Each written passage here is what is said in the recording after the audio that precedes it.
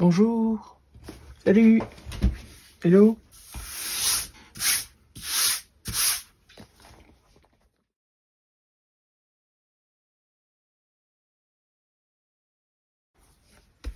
Salut YouTube, moi c'est Natacha et aujourd'hui je vous propose de préparer mon bullet journal pour octobre avec moi. C'est parti!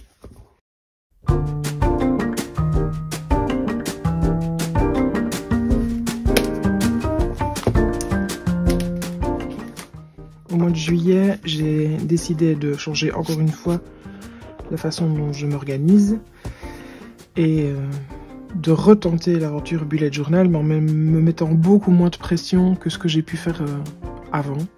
C'est-à-dire ne pas me lancer dans des grands thèmes, des grands dessins, des grandes pages pour préparer les mois. Et donc j'ai voulu rester le plus simple possible. Donc j'ai commencé par un index que j'utilise pas vraiment en fait. Soyons honnêtes, je l'ai fait parce que je trouvais que c'était joli. Et je me suis dit oui, on sait jamais, pour retrouver plus facilement, mais je l'utilise pas vraiment. Puis le Futurlog, jusque... Je crois que j'ai préparé un an, donc j'ai commencé en juillet. Je vais jusque juin. Et puis j'ai pour après juin. Puis quelques pages... je ne sais pas. Quelques pages diverses. Une page pour traquer mes commandes. Je commande beaucoup en ligne. Une page avec une grille d'espacement. Plusieurs personnes font ça, on en envoie plein d'exemples sur Pinterest ou même sur d'autres chaînes YouTube. Et j'ai pensé que ce serait utile. Et en fait, au final, ce que j'utilise beaucoup, c'est mon signet. Voilà, mon signet grille d'espacement. Donc en fait, j'ai repris une page, j'ai découpé une page à la fin de mon bullet pour pouvoir me créer un signet que j'utilise quand je mets en page mes semaines et mes mois. Donc j'utilise pas ça, très honnêtement, j'utilise ça. Alors, je mets mon billet d'effacer. Donc ça c'est pour le... Oups, voilà. Ça c'est pour quand je suis dans ce sens-là. Et ce côté-là c'est pour quand je suis dans ce sens-là. Et je trouve ça beaucoup plus pratique. Maintenant j'ai fait les cases en fonction de mon utilisation à moi. Et mes pages à moi, ce que je fais pour le moment. Donc voilà, je vais l'utiliser plus tard, vous allez voir. Puis j'ai une page avec tous mes cours en ligne. Et là on commence avec juillet. Le mois, les semaines, les notes.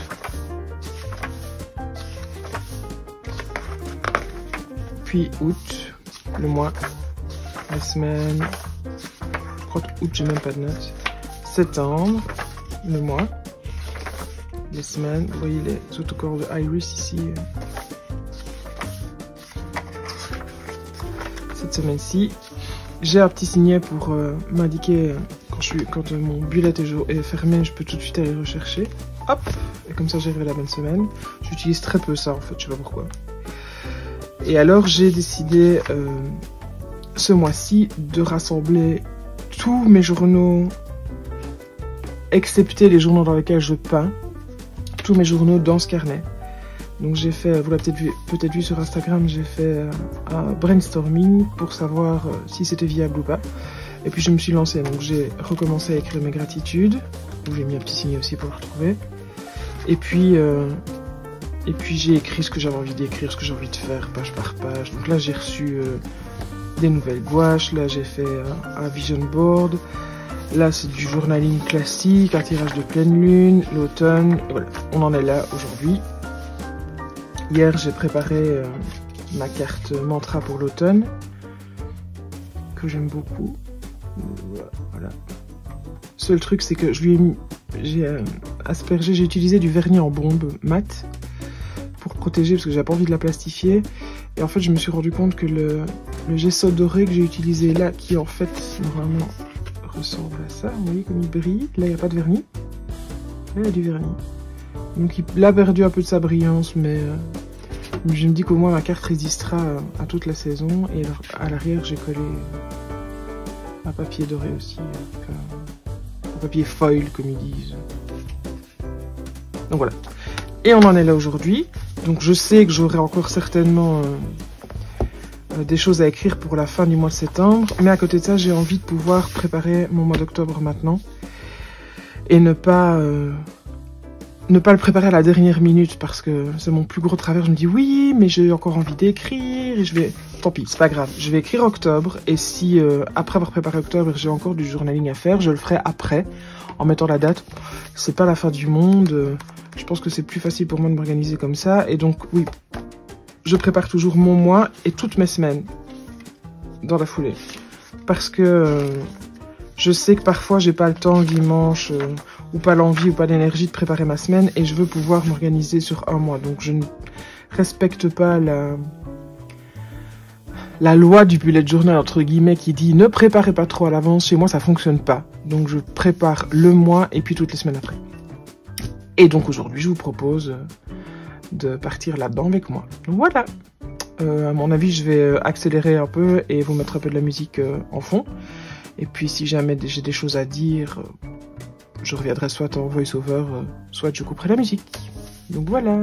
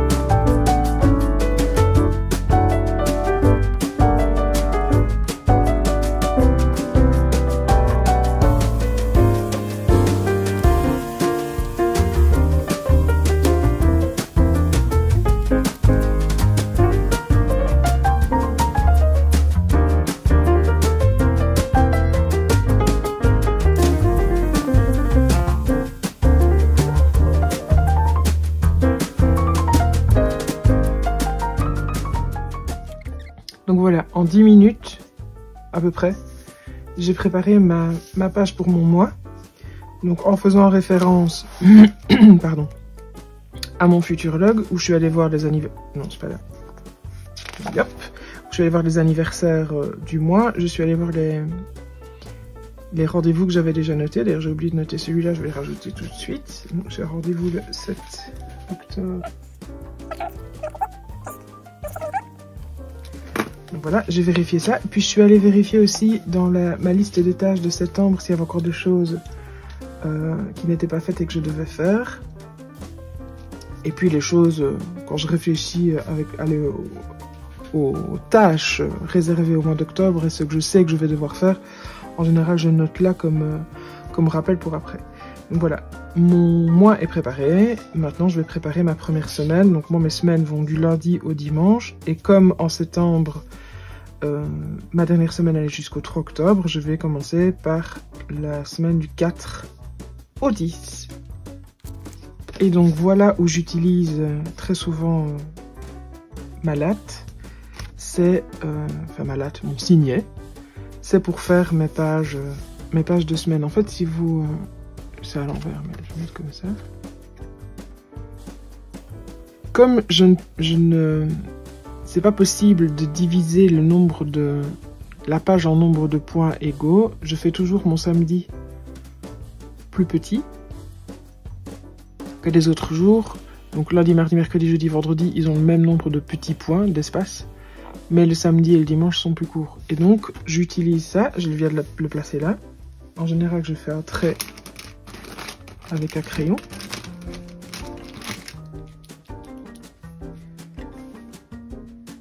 J'aligne mes petits points, puis je fais mon trait, trait, trait, trait, trait.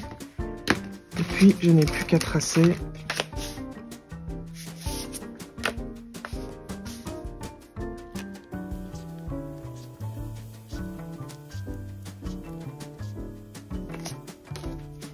Donc j'y mets les 7 jours de ma semaine. J'ai essayé d'autres mises en page, mais honnêtement, c'est celle que je préfère. Et en fait, j'ai rien inventé. J'ai repris la mise en page qui me convenait dans du Hobonichi Weeks, où on a à gauche les jours et à droite une page de notes. Et en fait, j'ai vraiment repris ce système-là parce que je suis restée dans le Hobo pendant 2-3 ans. Et c'est vraiment une mise en page qui convenait très bien pour mon type d'organisation. Donc après, je prépare l'emplacement pour mes jours. Je fais au marqueur avant parce que tous mes stylos ne résistent pas aux traits de marqueur. Donc en faisant le marqueur avant, ça permet au stylo de ne pas baver quand vous écrivez. Je vérifie que je commence bien le 4. Et alors on commence là, pas là.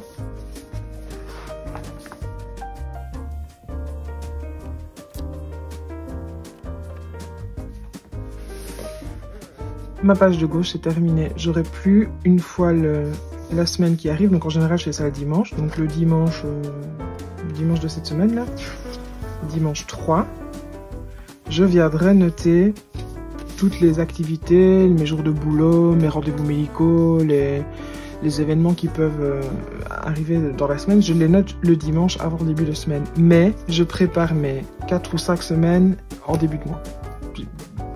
Vous n'êtes évidemment pas obligé de faire comme ça. Moi, c'est le système qui me convient le mieux. Mais chacun fait bien comme il veut. Sur la page de droite, j'ai en général le nom du mois.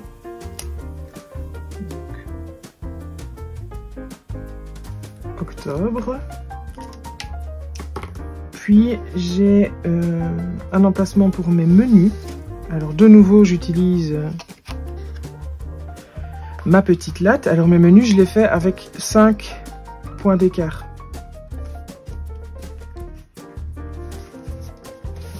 N'hésite pas à tourner une bullette. Je les fais démarrer tout en bas. J'ai là, là.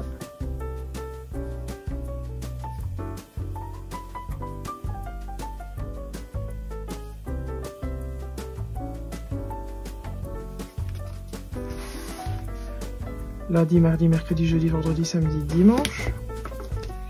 Je pense que je le remets 6 petits points d'écart. Je trace juste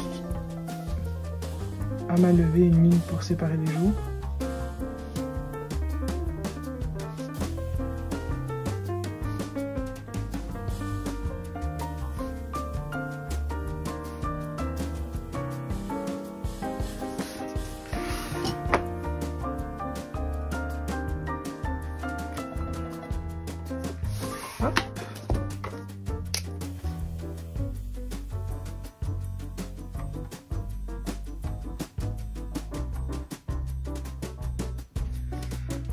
J'ai gardé cette habitude-là aussi de mon Hobonichi, où là je notais, en fait, je refaisais une colonne ici, et où je notais les menus au regard des jours. Mais j'ai essayé au départ et ça n'allait pas, j'avais l'impression d'être coincée dans l'espace qui me restait. Donc ça c'est ce que j'ai toutes les semaines, non, il y a encore une chose que j'ai toutes les semaines, c'est ma liste de tâches. Alors au départ je faisais une liste random, où j'écrivais l'un à la suite de l'autre, et puis ça m'embêtait parce que je ne savais pas quel jour j'avais effectué quelle tâche. Et je déteste faire des to-do list par jour. J'ai besoin d'une to-do list par semaine, parce que je ne sais jamais comment ma semaine va aller, parce que je ne sais jamais comment je vais me sentir.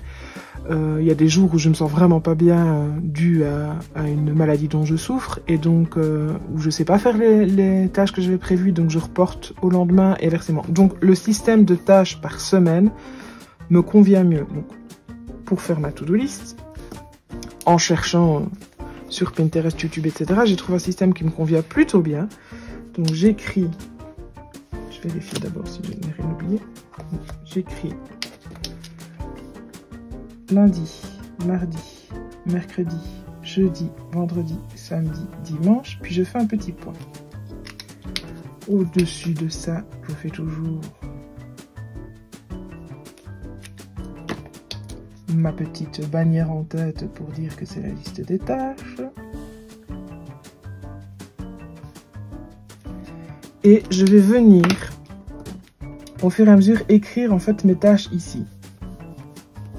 Et pouvoir cocher le jour, je vais vous montrer pour cette semaine, voilà. Donc j'ai mes jours, j'ai mes tâches, et en fait chaque fois que je vais avoir fait une tâche, par exemple on est en train de faire la vidéo YouTube, je vais le faire au crayon mais je le ferai au stylo plus tard, je viens faire mon point, je tire une ligne et je peux dire que ma tâche est effectuée. Fatalement je prépare mon bullet d'octobre en même temps, donc un point, je tire une ligne, ma tâche est effectuée. Il faut que je change la cartouche de ma Brita, imaginons que je le fasse jeudi, ben je ferai un point jeudi, je tire une ligne, je fais une croix. Je dois ranger les vélos, les chaises de jardin, etc., etc. Si je le fais pas ce week-end, ben je peux faire une flèche pour dire que je reporte. Et en fait, en fonctionnant comme ça, ça me permet de savoir, par exemple pour la Brita, si je l'ai changé début de semaine, si je l'ai changé fin de semaine, pour dans 4 semaines, pouvoir savoir, ah mais oui, ok, c'est cette semaine-ci que je dois la changer, mais on est au bout des 4 semaines. Puis j'aime bien savoir où j'en suis. Donc voilà. Le fonctionnement, c'est un nom en anglais, honnêtement, je sais pas si c'est un nom en français, mais ce système de liste de tâches avec où on peut cocher le jour où on a effectué la tâche me convient vraiment bien. Je trouve ça vraiment chouette. Donc voilà, ça c'est le setup de base de ma semaine.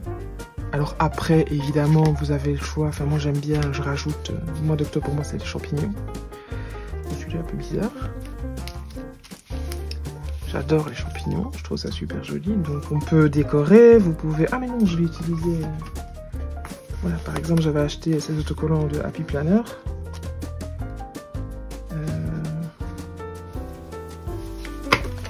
On va mettre pivet là.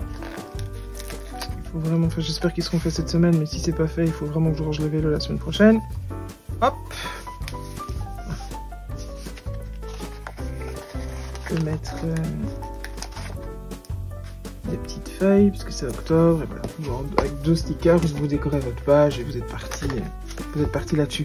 Très souvent je le fais au moment où j'organise ma semaine, donc le dimanche précédent. Mais voilà le setup de base de mon bullet. Donc le mois, les semaines et je prépare mes 4 semaines. Ce que je vais faire maintenant en accéléré, mais que vous avez tout à fait le droit de faire quand bon vous semble. Le plus important, je pense, c'est de vous écouter, de tester et de voir ce qui fonctionne pour vous. Si à un mois vous avez envie de décorer, de faire des dessins, faites-le. Si le mois d'après vous n'êtes pas dans le mood, vous n'avez pas le temps, mais vous voulez quand même vous organiser, ne le faites pas. Et regardez, 25 minutes et je suis prête pour le mois d'octobre. Donc voilà. N'hésitez pas à me taguer dans vos publications sur Instagram, je suis curieuse de voir comment vous organisez votre bullet. Et puis je vais vous laisser là, terminer mon mois d'octobre, et puis on se revoit dans une prochaine vidéo. Merci d'avoir regardé jusqu'ici, et à très vite.